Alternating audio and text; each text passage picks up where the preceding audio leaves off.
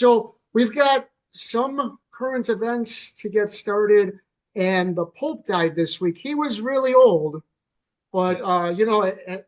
as Beanie said in old school, he's old. That's what old people do. They die.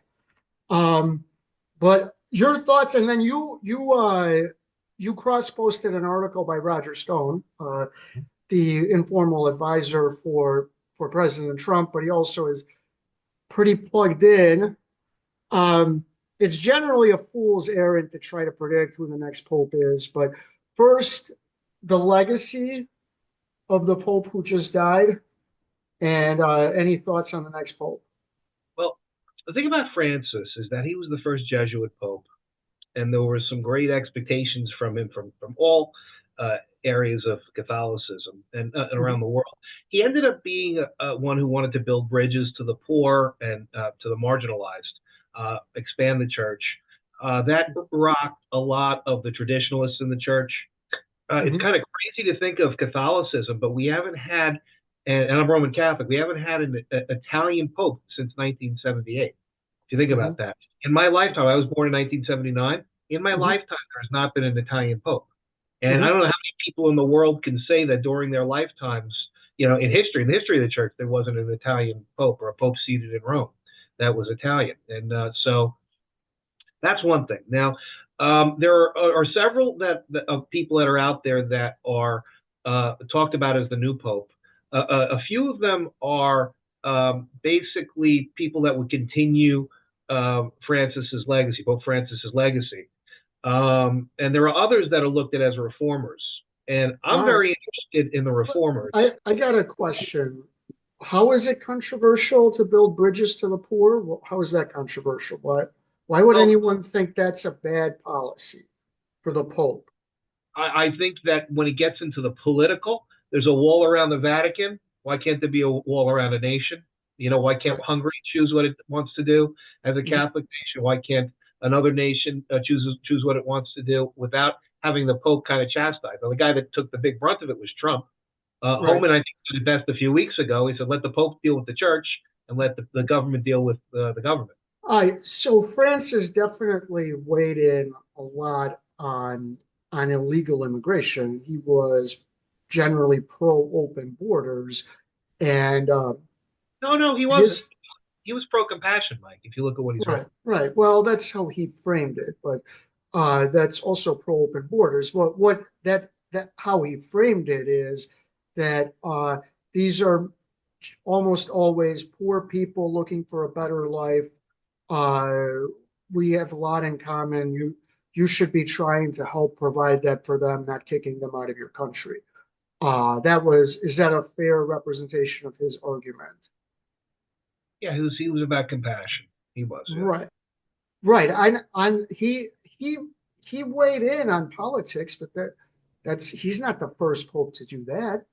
No, no, the Pope and popes are kind of expected as moral authorities to do that. That's they're the most powerful position in the world as a moral authority, with billions Hmm. of people following Roman Catholicism, and other Hmm. Christians around the world also looking to the Pope as Pope for guidance as well. Confirming Hmm. things that are said. But that being said, there are many that believe that he was too much reaching out with the LGBTQ community, same sex blessings. Many traditionalists in the church look at it as anathema to church teaching, and many fundamentalist and evangelical Christians that are non-Catholic also agree with that view. And so it puts a situation where there's a few contenders that are being Now talked he may have reached out, but he never favored some same-sex marriage. He He allowed for never. same-sex blessings. He liberalized that. That was never allowed before. That was not allowed on the Okay, so Benedict. he did move the church to the left there. He certainly didn't change the position of the church on abortion. No, of course He not. was No, right. He was very abortion, strong on of that. course, the Well, mortal. No. right. I think when he first started, that was like the rumor in some places that he would go that far left. He didn't do that. All right, so go on. So there's several people that have been talked about that would be traditionalists, and Stone even in this article says it's a fat chance, but it's worth being said. Peter Erdo, the Cardinal Peter Erdo out of Hungary, He is a Hungarian Eastern European. Many are looking to potentially in the mold of John Paul II. Hmm. Also, there is Cardinal Amago Basandu in Congo, and Hmm. he's an African pope, but he is one that is staunchly conservative. He's kind of like the Clarence Thomas of the church, and Hmm. he is one that has fought radical Islam and Marxism on the front lines, and so he would be an intriguing choice as pope. Additionally, there's another guy who is Cardinal Pizzaballa, and he was the Pope in Jerusalem, actually, not the Pope, but the Cardinal in Jerusalem, and Right he there. is probably the most skilled diplomat out of the Mhm. crew. He's not as And what about the what about the American? This guy, Raymond Burke. there's no way we're ever going to have an American Pope. It's just not going to happen. You would have an African Pope before you have an American Pope. Yeah, that's just. Okay, all right. He's almost a throw-in. But look at the age of some of these guys, and I do like the idea of having somebody who's a little bit younger, somebody in their 60s Right. that put in there. So Oh, so Francis was 78, I believe, when he became Pope. yes, And he lived, 88 is quite a long time. So he was able to get a decade in. So you're right about that. I think Pope John Paul was extremely young yes.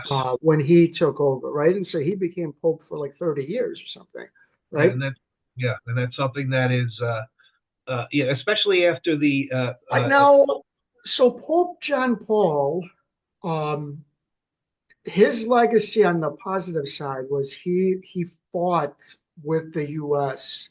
against communism. Is that fair? he fought with the West for the Yeah. Western way of life against communism. Communism is antithetical to the Western tradition. It's Hmm. antithetical to the Judeo-Christian ethic, the Judeo-Christian tradition. It's But antithetical to religion. Pope John Paul was a key figure in bringing down communism, right? That's a fair. Not On only the on the on the other hand, not only is the key figure, Mike, the Roman Catholic Church mhm, recognizes that as one of the miracles that he performed in his canonization. on the flip side, he was looking the other way as the molestation scandal was forming, and rather than taking the bull by the horn, he just let it pass him by, and it grew much worse. So that's like the positive negative legacy of Pope John Paul. What about Pope Francis? Well, what do you see as the positives and the negatives of his legacy? The positives that he had was that he did reach out and tried to strengthen uh, Roman Catholicism at its edges in South America, in Africa, and other places. The problem is that there wasn't enough shoring up, and there wasn't enough, I guess, moral guidance for Catholics, traditional Catholics in other places, particularly in the United States. People that I talk to that are Catholic here, they don't. He's the Holy Father, but they don't. He's not like their favorite in the sense Okay. that. And it might have been him and the perception, but you look at what like Mel Gibson says about him.